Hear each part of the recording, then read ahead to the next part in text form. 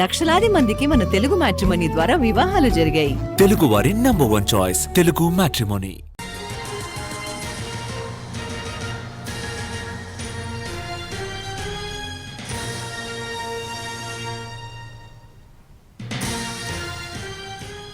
గొర్రెల స్కామ్ పై ఈడీ దూకుడుగా పనిచేస్తుంది. గతంలో ఏసీబీ అరెస్ట్ చేసిన నిందితుల నివాసాల్లో ఈడీ ఏకకాలంలో సోదాలు చేసింది. మొత్తం 8 చోట్ల సోదాలు చేపట్టింది. మాజీ మంత్రి తలసాని శ్రీనివాస యాదవ్ ఓఎస్డీ కళ్యాణ్ నివాసంలో భారీగా నగదును స్వాధీనం చేసుకుంది. అలాగే స్కామ్ కు సంబంధించి కీలక డాక్యుమెంట్స్ ను అధికారులు స్వాధీనం చేసుకున్నారు. సోదాల తర్వాత కళ్యాణ్ ను ఈడీ ఆఫీస్ కు పిలిచి విచారణ చేశారు ఈడీ అధికారులు. బీఆర్ఎస్ ప్రభుత్వంలో గొర్రెల స్కీమ్ కు ఎన్ని నిధులు విడుదల చేశారు, ఎంత ఖర్చు చేశారనే అంశాలపై సంబంధించిన వివరాలను ఈడీ తెప్పించుకుంది. ఈడీ ఆఫీసులో మాజీ ఓఎస్డీ కళ్యాణ్ నుంచి ఈడీ అధికారులు వివరాలు సేకరిస్తున్నారు.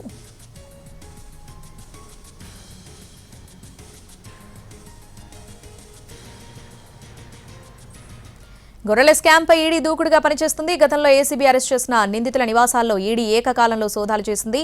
దీనికి సంబంధించి పూర్తి అప్డేట్స్ మా ప్రతినిధి రాధాకృష్ణ అందిస్తారు. రాధాకృష్ణ. శ్రావణి, ప్రస్తుతం ఈ గొర్రెల మేకల పంపిణీకి సంబంధించిన స్కామ్ కు దాంట్లో ఈడీ తన దర్యాప్తును మాత్రం వేగవంతం చేసిందని చెప్పుకోవాలి. ఎందుకంటే గత కొద్ది రోజులుగా ఈ కేసుకు సంబంధించిన దర్యాప్తు స్తబ్దుగా ఉన్నప్పటికీ ఒక్కసారిగా నిన్న ఏకకాలంలో 8 ప్రాంతాల్లో సోదాలు నిర్వహించి కలకలం రేపిందని మనం చెప్పుకోవాలి. ఎందుకంటే మనీ లాండర్ కి సంబంధించిన అంశంపైన ప్రధానంగా ఈడీ దృష్టి సారించింది. ఎందుకంటే ఈ కేసులో ఇప్పటికే ఏసీబీ దర్యాప్తు చేసి ఎవరెవరు ఎంతవరకు అవినీతికి పాల్పడ్డారా అనేది మొత్తం కూడా లావాదేవీలతో సహా నిగ్గు తేల్చడం జరిగింది.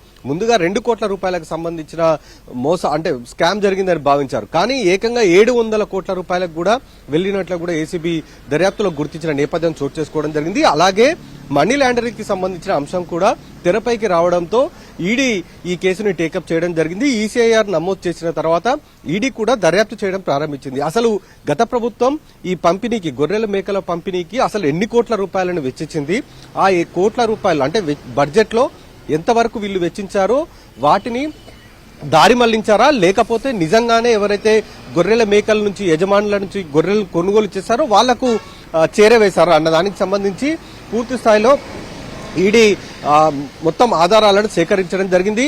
లబ్ధిదారులకు సంబంధించిన బ్యాంకు అకౌంట్లను ప్రధానంగా సేకరించింది. ఎవరైతే యజమానులు ఉన్నారో ఆంధ్రప్రదేశ్ సంబంధించి దాదాపు 3 జిల్లాల నుంచి గొర్రెలను మేకల్ని తెలంగాణ ప్రభుత్వం, గత ప్రభుత్వం సేకరించడం జరిగింది. వాటిని ఇక్కడ తెలంగాణలో ఉన్న వాళ్ళకి లబ్ధిదారులు ఎవరైతే ఉంటారో వాళ్లకు ఇచ్చేందుకు కొనుగోలు చేయడం జరిగింది. అయితే యజమానులకు చెల్లించాల్సిన డబ్బు మొత్తం కూడా నేరుగా వాళ్ళ అకౌంట్లోకి వెళ్లకుండా దళారులకు వెళ్లింది అనేది చాలా స్పష్టంగా ఇప్పటి వరకు ఏసీబీనే గుర్తించడం జరిగింది.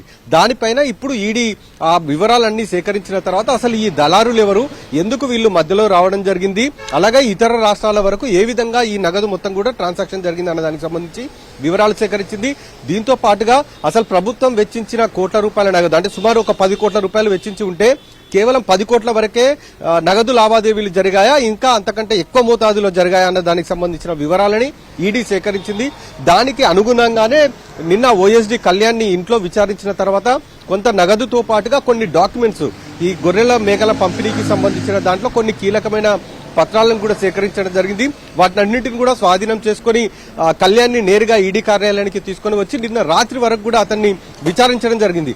అసలు ఈ కళ్యాణ్ కి సంబంధించిన దాంట్లో కేవలం ఓఎస్డీగా అంటే మాజీ మంత్రి తలసాని శ్రీనివాస యాదవ్ కి ఓఎస్డీగా కళ్యాణ్ వివరించారు కాబట్టి అతను ఒక్కడు ఆదేశాలు జారీ చేస్తేనే ఈ మొత్తం కుంభకోణం జరిగిందా, లేకపోతే కళ్యాణ్ ని మించిన వాళ్ళు ఇంకెవరైనా ఉన్నారు అంటే అతని పైన ఇంకెవరైనా ఉన్నారా అన్న దానికి సంబంధించి ఈడీ దర్యాప్తులో ప్రస్తుతం అయితే అతన్ని విచారిస్తుంది. అతని స్టేట్మెంట్ కూడా నిన్న రాత్రి 12 గంటల వరకు కూడా సేకరించింది. Sravani. Right Radhakrishna, thanks for the updates.